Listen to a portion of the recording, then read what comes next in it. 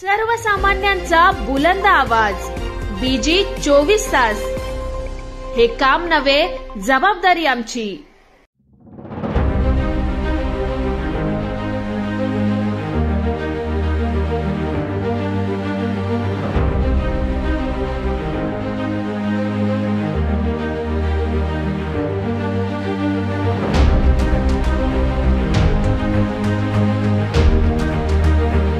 फटाक्यांची आतषबाजी करून आपल्याला त्या ठिकाणी स्वागत करावं लागणार आहे. म्हणून माझी कार्यकर्त्यांना विनंती आहे की मराठ्यांना स्वतंत्र आरक्षण जी गेली अनेक वर्षाची जी मागणी होती त्यानुसार की ओबीसी समाजाचा सुद्धा त्या आरक्षणाला कुठेही विरोध असणार नाही. आणि म्हणून हा सगळ्यांच्या दृष्टीने, मतदारसंघाच्या दृष्टीने, महाराष्ट्राच्या दृष्टीने आपल्या सगळ्यांचा आनंदाचा क्षण असेल. आणि म्हणून आपल्याला आदेश आल्याच्या नंतर या ठिकाणी कार्यालयासमोर आदरणीय मुख्यमंत्री साहेबांचं किंवा या सरकारचं आपल्याला फटाक्यांची आतषबाजी करून आपल्याला स्वागत करायचं आहे.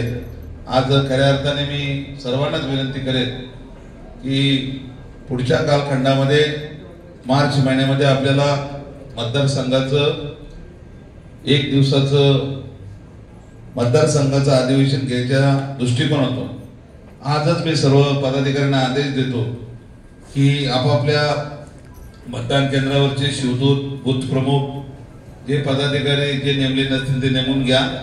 आणि पुढच्या कालखंडामध्ये सर्वांनाच त्या ठिकाणी त्या अधिवेशनाच्या संदर्भात आपल्याला सर्वांना सूचना करता येतील. 1 तारखेपासून जवळजवळ मतदारसंघामध्ये अनेक विकास कामांची भूमिपूजन, उद्घाटन, लोकार्पण सोहळा या ठिकाणी आमदारांच्या उपस्थितीमध्ये आपल्याला करायचा आहे. ज्या वेळेला ज्या ज्या गावांच्या मध्ये गेल्या अनेक वर्षापासून समस्या होत्या विकासाच्या दृष्टिकोनातून, पण आमदार साहेब आमदार झाल्याच्या नंतर कधी नव्हे एवढा निधी या मतदारसंघात आल्याच्या नंतर, आपल्या गावात एखादं काम मंजूर झाल्याच्या नंतर आमदारांचं त्या ठिकाणी आभाराचं बॅनर किंबहुना आमदार उद्घाटनाच्या संदर्भामध्ये आपल्या गावात येत असताना, आपल्या कार्यक्षेत्रात येत असताना फटाक्यांच्या आतषबाजीमध्ये जास्तीत जास्त त्या नागरिकांना त्या ठिकाणी उपस्थित ठेवून आपण त्या ठिकाणी कार्यक्रम यशस्वी करायचा आहे. आणि पुढच्या कालखंडामध्ये आपल्याला ज्या ज्या गावच्या रस्त्यांची भूमिपूजन, उद्घाटन असतील, लोकार्पण सोहळे असतील, त्या वेळेला आपल्याला प्रत्यक्ष फोनवर किंबहुना फोन जरी नाही आला, आपल्याला जरी समजलं, व्हॉट्सअपवरती जरी कळलं, फेसबुकवर जरी कळलं, तर तेच निमंत्रण समोर आपण त्या कार्यक्रमाला उपस्थित राहिले पाहिजे मी आपल्याला कळकळीची विनंती करतो.